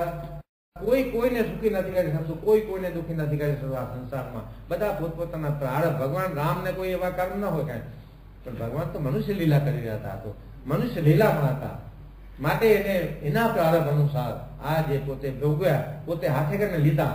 હા, તો સુખ ની દુઃખ ની વ્યાખ્યા આ છે. વિદુરજી સૃષ્ટિના સર્જનની કથા કહે છે. અને આપણે પાસે સર્જનની કથા કહી તો મહિના સુધી કથા તો પૂરી ના થાય. તેમાં અવતારોની વાત આવે છે. બધા અવતારોની વાત છે. આ સૃષ્ટિના સર્જનની કથામાં વિરાટ પુરુષની વાત આવે છે. વિરાટ પુરુષનું સર્જન કર્યું. હજારો વર્ષ સુધી શરીર પાણીમાં પડી રહ્યું. હજારો વર્ષ સુધી. પછી ભગવાને અંશીએ પોતાનો અંશ જયારે પધરાવ્યો 25મો, 24 તત્વનું શરીર આપણું, 25મો તત્વ અંદર છે આત્મા, એ ભગવાનનો અંશ, એ પધરાવ્યો ત્યારે વિરાટ પુરુષ પાણીમાંથી નીકળ્યા. બહુ જ એની લાંબી કથા છે, ઘણી બધી લાંબી કથા છે. કેટલી કથા કરવી, કેટલી તો આ બધી અવતારની વાત છે, વિરાટ પુરુષની વાત છે, મહિનાઓ સુધી કરીએ. આમાં સનત કુમારની કથા છે. સનત કુમારો એક વખત નારાયણના દર્શન કરવા જાય છે ભગવાન વિષ્ણુના. ત્યારે જાય અને વિજયની ચોકી હતી દ્વાર પર. જાય ને વિજય ના પાડે છે કે અત્યારે પ્રભુ આરામમાં છે, અત્યારે ના જવાય. સનત કુમારો કહે છે કે આપણે વાત કરી હતી પેલા સનત કુમારની કે 5 વર્ષ બ્રહ્માના માણસ પુત્રો છે, 5 વર્ષના બાળક જેટલા છે, પણ પરમહંસો છે કે અમને તો કોઈ નારાયણ પાસે જતા રોકવામાં આવતા નથી. પણ જઈને વિજય ના પાડે છે, નથી પાડતા. ને આ ઋષિ બાળક હતા ત્યારે ગુસ્સો અને આપ્યો શાપ કે જાઓ અસુર થઈને પૃથ્વી પર પડો. એટલામાં ભગવાન આવી ચડ્યા. બહુ ખોટું થયું કે આ તો કે હવે ઋષિને કહે છે કે હવે ઋષિ વાલે તમે તો પરમહંસો છો, હવે તમે રસ્તો બતાવો કે શાપની મુક્તિ કેમ થાય. શાપ તો મીઠા થવાનું નથી, આની મુક્તિ કેમ થાય. તો કે જો ભક્તિભાવે બચશે તો 7 જન્મે છૂટશે, પાછા આવશે અહીંયા. અને વેદભાવે બચશે તો 3 જન્મે છૂટી જશે. એટલે જાય ને વિજય કહે છે કે ભલે અમે વેરભાઈ પાછું 3 જન્મે પાછા તો અમે આવી જઈએ. એટલે 3 જન્મે પાછા આવે. ભગવાન કહે છે કે મારા અનુચરનો અપરાધ છે, દોષ છે, તો મારો દોષ છે, મારો દોષ ગણાય, એટલે હું 4 જન્મ લઈશ. મારા અનુચર જો 3 જન્મ લેશે તો હું 4 જન્મ લઈશ. આ 3 જન્મ લીધા પહેલા થયો હિરણાક્ષ અને હિરણ્યકશિપુ. હિરણાક્ષને મારવા માટે ભગવાને વરાહ અવતાર લીધો. હિરણાક્ષ પૃથ્વીને લઈ ગયો તો પાણીમાં કેટલે ઊંડે સુધી ભગવાને કેટલા દિવસ યુદ્ધ કર્યું અને એને માર્યો વરાહ અવતારથી. પછી હિરણ્યકશિપુને તો નરસિંહ અવતારથી માર્યો. પછી બીજો આમાં ત્રેતામાં આવ્યા, રામ રૂપે આવ્યા ભગવાન. કુંભકર્ણને રાવણને માર્યો અને પછી કંસને શિશુપાલને માર્યા. આ 3 અવતારમાં છૂટ્યા. આમાં એક અવતાર 24 અવતારની કથા છે. એમાં એક અવતાર કપિલ ઋષિનો અવતાર છે, જેને સાંખ્ય દર્શન લખ્યું. ષટ દર્શન આપણા તમને ખબર છે, 6 દર્શન આપણા. એમાં એક દર્શન પોતાની માતા દેવહૂતિને ઉપદેશ આપવા માટે લખ્યું. આ દેવહૂતિને ઉપદેશ આપ્યો પોતાની માતાને. આ દેવહૂતિ કપિલ મુનિનો આશ્રમ આજે સિદ્ધપુરમાં છે, પાટણમાં બિંદુ સરોવર છે અહીંયા, અને અહીંયા કપિલ ઋષિનો આશ્રમ છે. આ કપિલ મુનિએ જે સાંખ્ય દર્શન લખ્યું, આપણે ખબર છે કે એનો ઉપદેશ આપીને પૂજ્ય ગોપાલાનંદ સ્વામીએ શિવલાલ શેઠને મોહ છોડાવ્યો હતો. હવેલીનો મોહ હતો. આપણે બધાને મોહ હોય ને, ઘરનો મોહ હોય, આપણો દેશમાં આપણો બંગલો હોય તો એનો આપણે મોહ હોય, આપણી ગાડીનો આપણે મોહ હોય. તો શિવલાલ શેઠને બંગલાનો મોહ હતો. મને એક દિવસ રોકાઈ જવાનું કીધું, એક દિવસ રોકાઈ જાઓ. ગોપાલાનંદ સ્વામીની વાત છે, મને લાગે લગભગ સાચી વાત છે ને, બ્રહ્મ સ્વરૂપ ગોપાલાનંદ સ્વામીની વાત છે કે ગુણાતીતાનંદ ગોપાલાનંદ સ્વામી મેં વાંચ્યું છે. તો એક દિવસ રોકાઈ જાઓ કે સત્સંગ કરશો આપણે. એક દિવસ રોકાઈ ગયા અને એમાં સાંખ્ય દર્શનની વાત સંભળાવી કે જે દેખાય છે એમાં તારું કાંઈ નથી. આ જે દેખાય છે એ બધું જ મિથ્યા છે. કેવું બ્રહ્મ સત્ય છે, જગત મિથ્યા છે.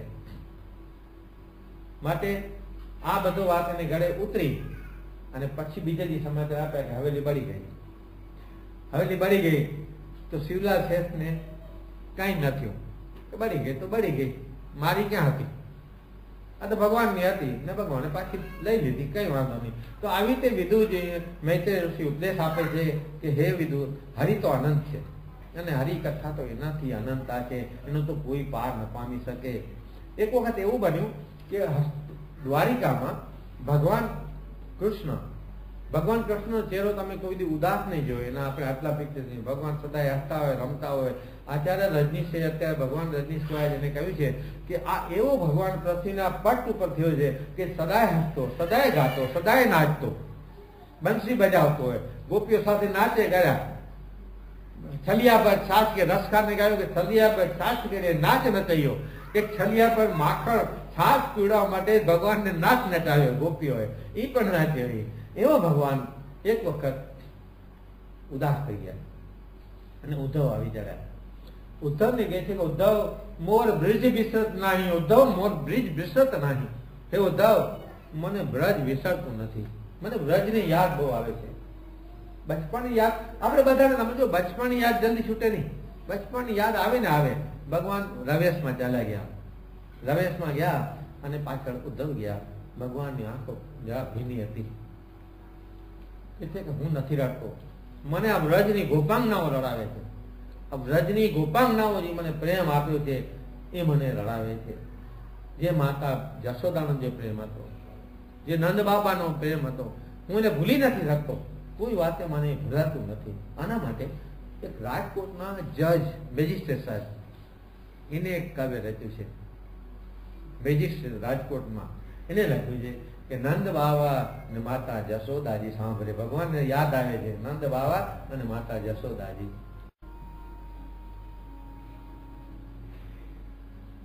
નંદ બાવા ને માતા જશોદાજી સાંભળે, નંદ બાવા ને માતા જશોદાજી સાંભળે. મમતા રે મોતી મારી લઈ ગઈ ગોકુળમાં, મમતા રે મોતી મારી લઈ ગઈ ગોકુળમાં. નંદ બાવા ને માતા જશોદાજી સાંભળે.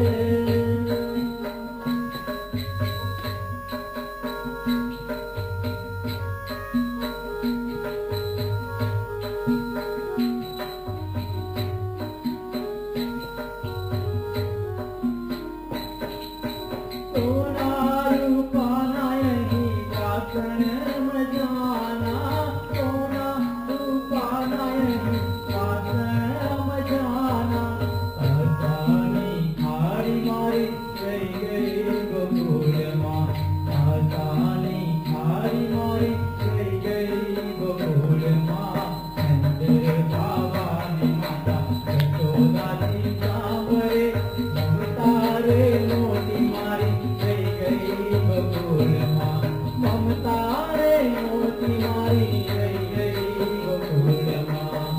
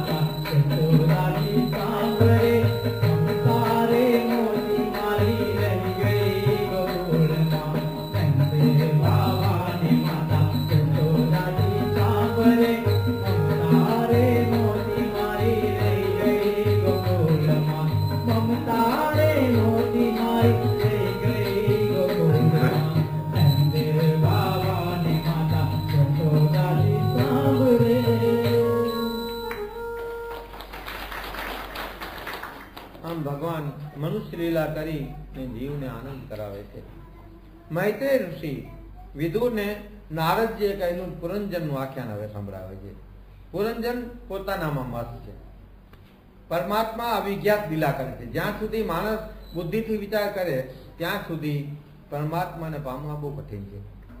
આપણે બુદ્ધિથી વિચાર કરીએ, સ્વામી બાપા અહીંયા આવ્યા હોય ને આપણે જોઈએ ઠાકોરજી જમાડતા હોય, પ્રસાદ લેતા હોય, 25 જણા આગળ બેઠા હોય, મુંબઈમાં તો બધા વધારે રહેતા, આપણે આપણા ઉપર બધા વિચાર કરીએ અહીંયા બેઠા છે બધા, આપણે જમતા હોય, આપણા ઘરમાં છોકરાઓ હશે, પોતરા પોતરીઓ નાના હોય અને જમવાટાણે કીરો વીરો કરતા કઈ ભાઈ આને આગળ લઈ જાઓ ને અમે અહીંથી સુખે જાઓ, ખાવા નથી દેતા.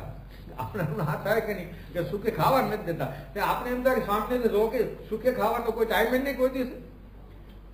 જયારે બપોરના ઠાકોર જમાડતા હોય, સાંજના ઠાકોર જમાડતા તો 25-50 જણા આગળ બેઠા જ હોય. હવે આપણે તેમ થાય 2 જણા સામે બેઠા તો એમ થાય કે જમતી હોય તો વિચારતા કે આ સામે કાં તમે જમવા બેસો ભેગા અને કાં તમે જઈને હોલમાં બેસો. આ અવિજ્ઞાત લીલા કરે ભગવાન આવી. એટલે બુદ્ધિથી આપણે વિચાર કરીએ ને તો પરમાત્માનો પાર આપણે પામી શકીએ ને કોઈ દિવસે. આપણી બુદ્ધિની સરહદો જ્યાં પૂરી થાય ને પછી શ્રદ્ધા શરૂ થાય. શ્રદ્ધા ક્યાં શરૂ થાય? જયારે બુદ્ધિની સરહદો પૂરી થઈ જાય તો શ્રદ્ધા શરૂ થાય. જયારે શ્રદ્ધા બળવત્તર બને. પુરંજન ભક્ત હતો પણ વિષય ભોગમાં લપટાયેલો હતો.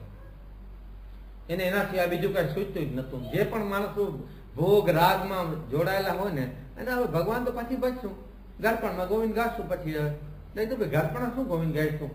પેલા આપણે કહ્યું હતું કે અંગમ ગલિતામ ફલિતામ મુંડમ દસન વિહીનમ જાતમ તુંડમ વૃદ્ધો યાતિ ગહિત્વા દંડમ તદપી નમુચ્યતે આશા પિંડમ. પછી તો શું ભગવાનને ભજી? અંગ ગલિત થઈ જશે, શરીર હાથ કાંપતા હોય, માથું આમ થતું હોય, પછી ભગવાનને દર્શન કરવા તું ક્યારે જાય? પછી તો ઓટલે બેઠો હોઈશ ઘરના. એટલે ભોગમાં લપેટાયેલા ભોગો ક્યારે પૂરેપૂરા ભોગો ગમે એટલા ભોગવે માણસ, એનો ક્યારે પણ સંતોષ ન થાય. આપણું આયુષ પૂર્ણ થઈ જાય, આયુષની લિમિટ છે, પણ ભોગો કોઈ અધૂરા જ રહે, ભોગો કોઈ દી પૂરા ન થાય. આના માટે ભરતુરી ભરતરી જેને આપણે કહીએ છીએ, વૈરાગ્ય શતક લખ્યું છે. ભરતુરી સંઘા શતક લખ્યું પહેલા, પછી નીતિ શતક લખ્યું, અને પછી વૈરાગ્ય શતક લખ્યું. વૈરાગ્ય શતકમાં લખ્યું છે ભોગોના ભોગતા વયમેવ ભોગતા. ભોગોના ભોગતા વયમેવ ભોગતા. તૃષ્ણા જીર્ણા વયમેવ જીર્ણા. તૃષ્ણા જીર્ણા વયમેવ જીર્ણા. કાલો ન યાતિ વયમેવ યાતા. આપણે એમ થાય કે આપણે ભોગો ભોગવી છે, ભોગો આપણને ભોગવતા હોય. જે અતિશય ભોગો ભોગવે એનું શરીર ભોગવાતું જાય, ભોગવાતું. તૃષ્ણા જીર્ણા વયમેવ જીર્ણા. તૃષ્ણા ક્યારેય પૂરી ન થાય આપણી, આપણું ભય પૂરું થઈ જાય. કાલો ને યાદ. આપણે ઘણી વાર આપણે વાતમાં કેટલો કાળ વહી ગયો, આપણે એમ કહીએ વાત, કાળ નથી વેતો, અહીંયા આપણે જ વેતા જાય છે. કાલો ને યાતી ભાઈ મેં આપણે જ ભોગવાતા જાય છે. કોઈ સંત, કોઈ પ્રમુખ સ્વામી જેવા ગુરુ મળે, જે આપણી મર્યાદાનું આપણે ભાન કરાવે કે તું કાળના સંદર્ભમાં તણખલા સમાન નથી. આપણે ગયા વખતે વાત કરી હતી ભગવાનના 4 અબજ અને 30 કરોડ વર્ષ નું એક કલ્પ થાય, એ બ્રહ્માંડ એક દિવસ, અને એ પૂર્ણ પુરુષોત્તમ નારાયણનો આંખનો એક પલકારો. હવે એમાં આપણી ગણતરી ક્યાં આવે? એ કોમ્પ્યુટરમાં ના આવે આપણી ગણતરી. એટલે આપણે પોતાને હું બહુ નડકો હોય, હું છોડે. એટલા માટે કદાચ ઇંગ્લિશમાં મને લાગે છે કે આઈને સીધો રાખેલો, એને ઊંધો કરી નાખે કોઈ પાસે એવો ને ઉભો હોય આઈ. એટલે એક કવિએ કહ્યું કે હું કરતો હાલી નીકળમાં એમાં નથી બહુ સારું. એ હું કરતો હાલી નીકળમાં એમાં નથી બહુ સારું. અંતે લોટ ને પાણીનો લાડવો પકડાવશે, બાકી જશે બધું પરબારું. અંતે શું કરે? પેલા લોટ ને પાણીનો લાડવો મટકી ઉપર રાખ્યો હોય, ભાઈ ભત્રીજો દીકરો પોતરો જે પણ હોય અગ્નિ લાડી, અને પછી જોયે પાછું વાળીને જોઈ નહીં, 2 પગની વચ્ચેથી પથરો મારીને મટકી ફોડી નાખે ને જાય હાલતો. તારે ને મારે સંબંધ પૂરો. એટલે કહેતું કે હું કરતો હાલી નીકળમાં એમાં બહુ સારું નથી. અંતે આ રહેશે લોટ ને પાણીનો લાડવો જ હશે, બાકી બધું જ પગબારું જાવ. એક માણસે એમ કહ્યું કે સૌથી વધારે દાની કોણ? સૌથી વધારે દાની કંજૂસ માણસ સૌથી વધારે દાની. કારણ કે બધું જ પોતાનું બીજા માટે મૂકી જાય,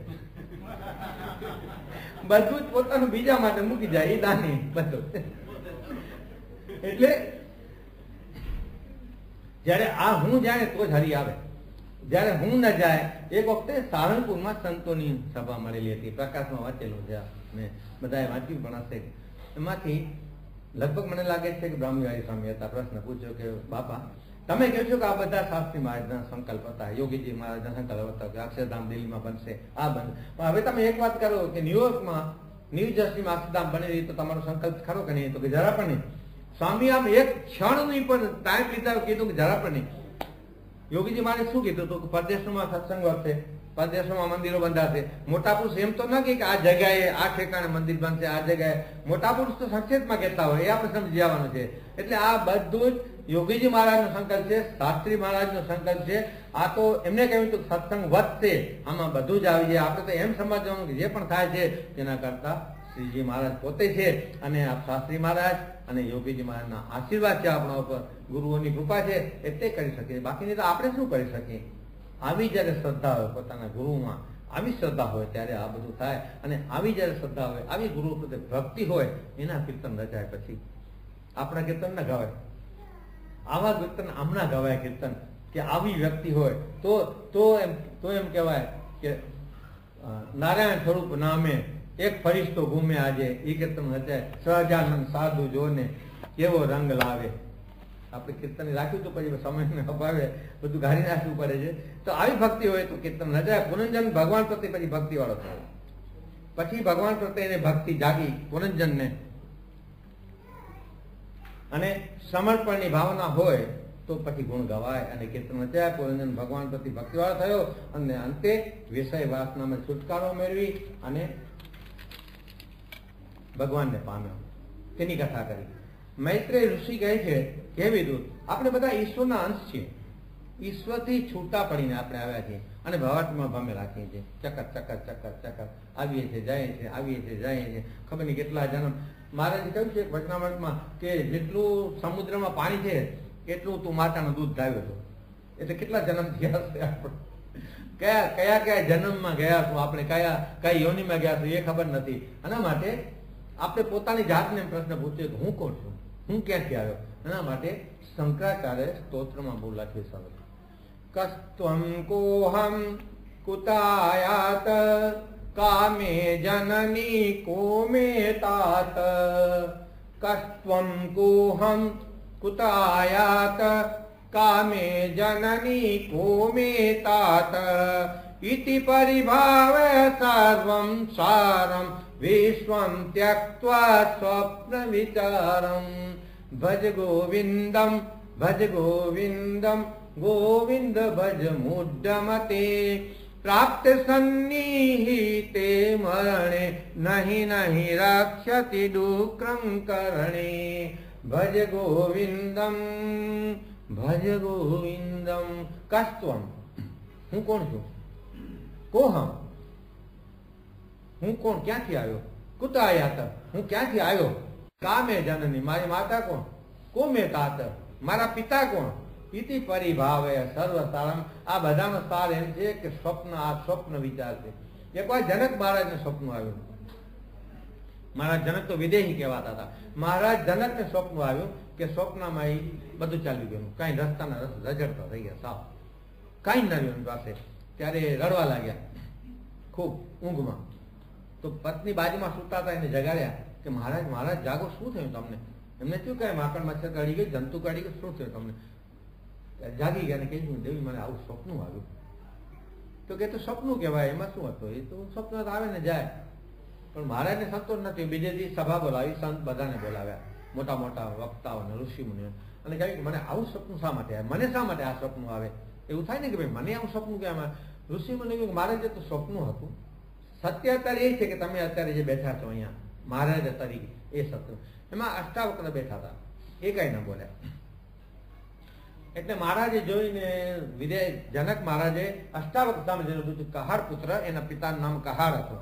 કહાર પુત્ર તમે કેમ કઈ નથી બોલતા? તો કે મહારાજ હું અડધો સંમત છું આ લોકોની વાત સાથે ને અડધો સંમત નથી. તો કેમ? તો કે આ લોકોએ કહ્યું અડધું સત્ય છે, કે આ જે દેખાય છે અત્યારે આ સત્ય છે, અને તમે જે સપનું જોયું ને આંખ જ્યાં સુધી ખુલી છે ને ત્યાં સુધી સત્ય છે, આંખ મીચાય પછી બધું સત્ય છે, બધું પછી કાંઈ નથી. જ્યાં સુધી આપણે જાગીએ છીએ આ દેહમાં પ્રાણ છે, આપણે ખબર નથી કસ્ત્વમ કોહમ કુતાયાત કામે જનની કોમે તાત. કેટલી જન્મની કરી છે, કેટલી માતા કરી છે, કેટલા પિતા કરે છે, કેટલા જન્મમાં ફરતા આવ્યા છે. ઇતિ પરિભાવ આ જ જાણીએ, આ જ સમજીએ તો ભગવાન પ્રત્યે વળીએ, અને તો એમ થાય કે એ આપણને છોડાવશે, આ ભવબંધનમાંથી છોડાવી અને પાર લઈ જશે. તો આવી રીતે આખ્યાન પુનંજનનું મૈત્રેય ઋષિએ સંક્ષિપ્તમાં પૂરું વિદુરજીને સંભળાવીને કથાને પૂર્ણ કરે છે. આપણે પણ હવે આજે સમય થવા આવ્યો છે, તો અહીંયા આપણું આ કથાને આજે વિરામ આપશું. આજ કથાને આવતા શુક્રવારે આ જ સ્થળે આ જ સમયે કથાના દોરને આગળ ચલાવશું. ત્યાં સુધી સાથે મળી અને 2 મિનિટ આપણે ધૂન કરશું અને પછી પૂર્ણાવર્તન કરશું. શ્રીમન્નારાયણ નારાયણ નારાયણ.